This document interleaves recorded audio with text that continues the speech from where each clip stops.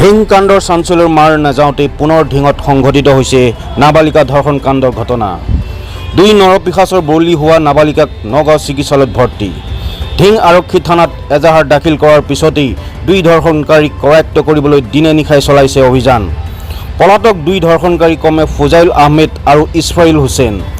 উল্লেখযোগ্য যে এগৰাকী নাবালিকা আৰু কণমানি ভাতৃয়ে বৃদ্ধা আইতাকক নদীৰ ঘাটত আগুৱাই দিবলৈ আহি ঘৰলৈ উভতি গৈ থকা অৱস্থাত ফুজাইল আহমেদে আৰু ইছৰাইল হুছেইন নামৰ দুই পাখণ্ডই এখন মটৰচাইকেলত বলপূৰ্বকভাৱে উঠাই লৈ যায় নাবালিকাগৰাকীক। মুখত সোপা দি ঢিঙৰ লাঠিমাৰি চৰৰ এডৰা জাৰণিৰ মাজত নি দুই পাখণ্ডই ফুজাইল আৰু ইছৰাইল সংঘটিত কৰে এই ধৰ্ষণ কাণ্ড। ইফালে নাবালিকাগৰাকী ভাতৃয়ে দৌৰি আহি চিঞৰ বাখৰ কৰাত স্থানীয় ৰাইজৰ তৎপৰতাত নাবালিকাগৰাকীক উদ্ধাৰ কৰে যদিও দুই নৰপিশাচে পলায়ন কৰে।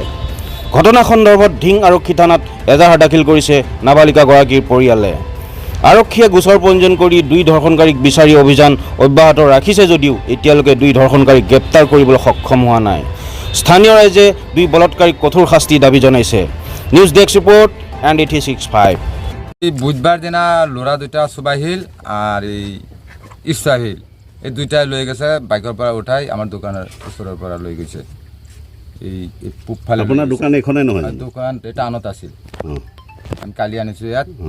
আগৰ বুধবাৰ দিনা টানত আছিল, বুধবাৰ দিনে লৈ গৈছে, এইখিনি মই জানো। ছোৱালীজনীক লৈ গৈছে? ছোৱালীটা বাইকত লৈ গৈছে নেকি? বাইকৰ পৰা উঠাই লৈ গৈছে। দুইটা ল'ৰাই লৈ গৈছে, পূবফালে লৈ গৈছে। পিছত আমি বজাৰত গৈছোঁ, আমি সেইখিনি ক'ব পৰা নাই। পিছত আবেলি আহিছোঁ, আহি পেলাই পাইছোঁ যে ৰেপ কৰিছে এই সুবাহিল আৰু এই ইছৰাহিলে। ছোৱালীৰ লগত কোন আছিল? ছোৱালীৰ লগত এই ল'ৰা দুটাই আছিল, লগত এটা সৰু ল'ৰা আছিল। এইটো কি হৈছে এইটো মই ক'ব পৰা নাই, কি সেইটো লমাই থৈ গৈছে না লগতে লৈ গৈছে সেইটো মই। দুইজন ল'ৰাই তুলি নিছে, কি কাম কৰে? এইটো এটা ট্ৰেক্টৰ চলা, দুটা ট্ৰেক্টৰ চলা। ল'ৰা দুটা ঘৰ ক'ত? এই একটা মহকুটি আৰ একটা লাঠিমাৰি কিনাৰত আছে। এই লাঠিমাৰি লাঠিমাৰি এই ট্ৰেক্টৰ চলাই দুনো। এতিয়া ল'ৰাকেইটা কি পলাই আছে নে নাই?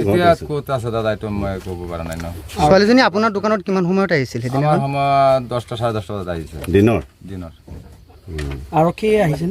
আৰক্ষী আহিছে বুধবাৰ দিনা, আৰক্ষী 3বাৰ 4বাৰ ৰাতি আহি গৈছে। এতিয়া কি কৰে, এতিয়া আৰক্ষীয়ে ধৰিব পাৰিছে না ল'ৰা দুটাক? ধৰা পৰা নাই। আৰক্ষী আহিছে নাই? আহিছে। আপুনি কি বিচাৰে যি কাণ্ড ঘটনা? এইটো তো বিচাৰে, তো কাণ্ডটো তো খাৰাপই হৈছে, এইটো বিচাৰ লাগে। যেহেতু দেখা গৈছে কেইদিন আগতে ঢিং কাণ্ড এটা বদনাম হৈ গ'ল আৰু এটা হৈ গ'ল, এইটো উপযুক্ত বিচাৰ। কেনেধৰণৰ শাস্তি বিচাৰে আপুনি স্থানীয় ৰাইজ হিচাপে? ভালদৰে দিব লাগে, যে এনেকুৱা কাম আৰু নকৰে, কোনোবা পাব্লিকে এনেকুৱা কাম নকৰে, ভালদৰে শাস্তি দি দিওঁ। এইটো কথা হ'ল মানে এই ঘটনাটো হ'ল, এই ঘটনাটোৰ বিচাৰটো মানে হুকু বিচাৰ কৰিব লাগে। প্ৰশাসনক আমি দাবী জনাইছোঁ, মানে এইটো হুকু বিচাৰ হ'ব লাগে। আমি ৰাইজেও তাৰ লগত জড়িত আছোঁ। কেনেধৰণৰ বিচাৰে, কেনেধৰণৰ শাস্তি বিচাৰে? শাস্তি মানে ভালকৈ বিচাৰ কৰিব লাগে। যি শাস্তি চৰকাৰে দিয়ে কিন্তু ভালকৈ মানে শাসন কৰিব লাগে। আৰু এই মানে বেলেগ কোনোবা এজন ল'ৰা মানে এনেকৈ কাম কৰিব মানে নোখোজে আৰু কি, তেনেকৈ শাস্তি মানে দেখা গৈছে যে ঢিঙত এমাহ নহওঁতে এনেকুৱা এটা ঘটনা ঘটিছে, তাৰপিছত এনেধৰণৰ ঘটনা সংঘটিত হৈ আছে। গতিকে কি ক'ব আচলতে? এইটো বিচাৰ হ'বই লাগে। এইটো মানে ডিঙত এতিয়া মানে আৰু এটা ঘটনা হ'ল 1 মাহ আগত, সেইটোৰ মানে আমি কৰিব পৰা নাই। এতিয়া মানে আৰু এটা ঘটনা হৈছে, এইটোতো খুব বেয়া হৈ আছে। এইকাৰণে মানে তাৰ উপযুক্ত বিচাৰ লাগে।